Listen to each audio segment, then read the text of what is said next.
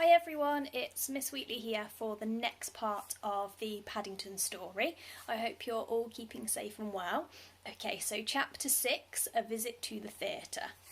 The Browns were all very excited. Mr. Brown had been given tickets for a box at the theatre.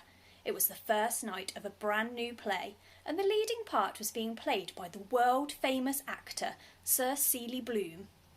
Even Paddington became infected with excitement. He made several journeys to his friend Mr. Gruber to have the theatre explained to him. Mr. Gruber thought he was very lucky to be going to the first night of a new play. All sorts of famous people will be there, he said. I don't suppose many bears have that sort of opportunity once in a lifetime. Mr. Gruber lent Paddington several second-hand books about the theatre. He was a rather slow reader, but there were lots of pictures. And in one of them, a big cut-out model of a stage which sprang up every time he opened the pages. Paddington decided that when he grew up, he wanted to be an actor. He took to standing on his dressing table and striking poses in the mirror, just as he had seen them in the books. Mrs. Brown had her own thoughts on the subject. "I do hope it's a nice play," she said to Mrs. Bird. "You know what Paddington's like. He does take these things so seriously." "Oh, well," said Mrs. Bird, "I shall sit at home and listen to the wireless in peace and quiet. But it'll be an experience for him, and he does like experiences so. Besides, he's been very good lately." "I know," said Mrs. Brown. "That's what worries me." As it turns out, the play itself was the least of Mrs. Brown's worries. Paddington was unusually silent all the way to the theatre. It was the first time he had been out after dark, and the very first time he had seen the lights of London. Mr. Brown pointed out all the famous landmarks as they drove past in the car, and it was a gay party of Browns that eventually trooped into the theatre. Paddington was pleased to find it all exactly as Mr. Gruber had described it to him, even down to the commissionaire who opened the door for them and saluted as they entered the foyer. Paddington returned the salute with a wave of his paw and then sniffed. Everything was painted red and gold, and the theatre had a nice, warm, friendly sort of smell. There was a slight upset at the cloakroom, where he found he had to pay in order to leave his duffel coat and suitcase. The woman behind the counter turned quite nasty when Paddington asked for his things back. She was still talking about it in a loud voice as the attendant led them along a passage towards their seats. At the entrance to the box, the attendant paused. "Programme, sir?" she said to Paddington. "Yes, please," said Paddington, taking 5. "Thank you very much." "And would you like coffee in the interval, sir?" she asked. Paddington's eyes glistened. "Oh, yes, please," he said, imagining it was a kind thought on the part of the theatre. He tried to push his way past, but the attendant barred his way. "That'll be £7.50, she said. £1 each for the programmes and 50p each for the coffee." Paddington looked as if he could hardly believe his ears. £7.50, he repeated. £7.50? "That's right, Paddington," said Mr. Brown, anxious to avoid another fuss. "It's my treat. You go in and sit down." Paddington obeyed like a shot, but he gave the attendant some very queer looks while she arranged some cushions for his seat in the front row. All the same, he was pleased she had given him one of the nearest to the stage. He had already sent a postcard to his Aunt Lucy with a carefully drawn copy of a plan of the theatre, which he'd found in one of Mr. Gruber's books, and a small cross in one corner marked, "My Seat." The theatre was quite full, and Paddington waved to the people down below. Much to Mrs. Brown's embarrassment, several of them pointed and waved back. "I do wish he wouldn't be quite so friendly," she whispered to Mr. Brown. "Wouldn't you like to take off your duffel coat now?" asked Mr. Brown.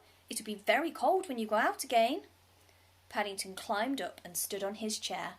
"I think perhaps I will," he said. "It's getting warm." Judy started to help him off with it. "Mind my marmalade sandwich!" cried Paddington, as she placed it on the ledge in front of him, but it was too late. He looked around guiltily. "Crikey!" said Jonathan.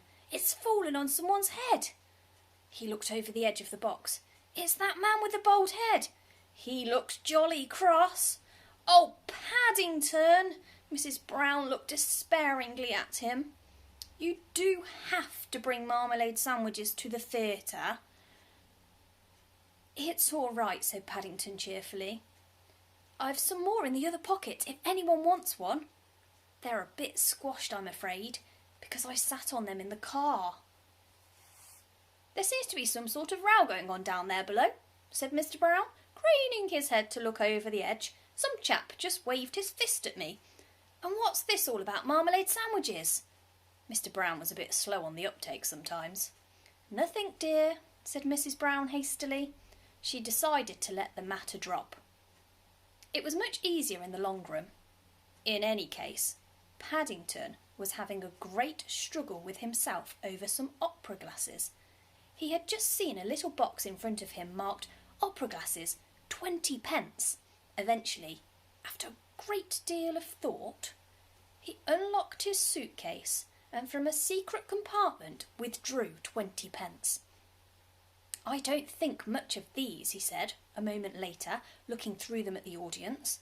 "Everyone looks smaller." "You've got them the wrong way round, silly," said Jonathan. "Well, I don't think much of them," said Paddington, turning them round. "I wouldn't have bought them if I'd have known. Still," he added after a moment's thought, "they might come in useful next time." Just as he began to speak, the overture came to an end and the curtain rose. The scene was the living room of a large house, and Sir Seeley Bloom was in the part of the village squire, was pacing up and down. There was a round of applause from the audience. "You don't take them home?" whispered Julie. "You have to put them back when you leave." "What?" cried Paddington in a loud voice.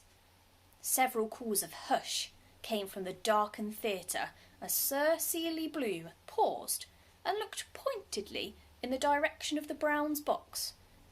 "Do you mean to say—" Words failed Paddington for a moment.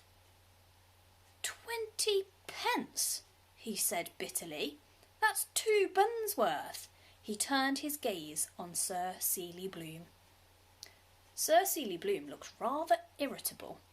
He didn't like first nights, and this one in particular had started badly. He had a nasty feeling about it. He much preferred playing the hero, where he had the sympathy of the audience, and in this play he was the villain. Being the first night of the play, he wasn't at all sure of some of his lines. To make matters worse, he had arrived at the theatre only to discover that the prompt boy was missing, and there was no one else to take his place. Then there was the disturbance in the stalls just before the curtain went up, something to do with a marmalade sandwich, so the stage manager had said. Of course, that was all nonsense, but still, it was very disturbing. And then there was this noisy crowd in the box. He sighed to himself. It was obviously going to be one of those nights. But if Sir Seeley Bloom's heart was not in the play, Paddington certainly was. He soon forgot about his wasted 20 pence and devoted all his attention to the plot. He decided quite early on that he didn't like Sir Seeley Bloom, and he stared at him hard through his opera glasses. He followed his every move, and when, at the end of the first act, Sir Seeley, in the part of the hard-hearted father, turned to his daughter out into the world without a penny, Paddington stood up on his chair and waved his programme indignantly at the stage. Paddington was a surprising bear in many ways, and he had a strong sense of right and wrong. As the curtain came down, he placed his opera glasses firmly on the ledge and climbed off his seat. "Are you enjoying it, Paddington?" asked Mr. Brown. "It's very interesting," said Paddington.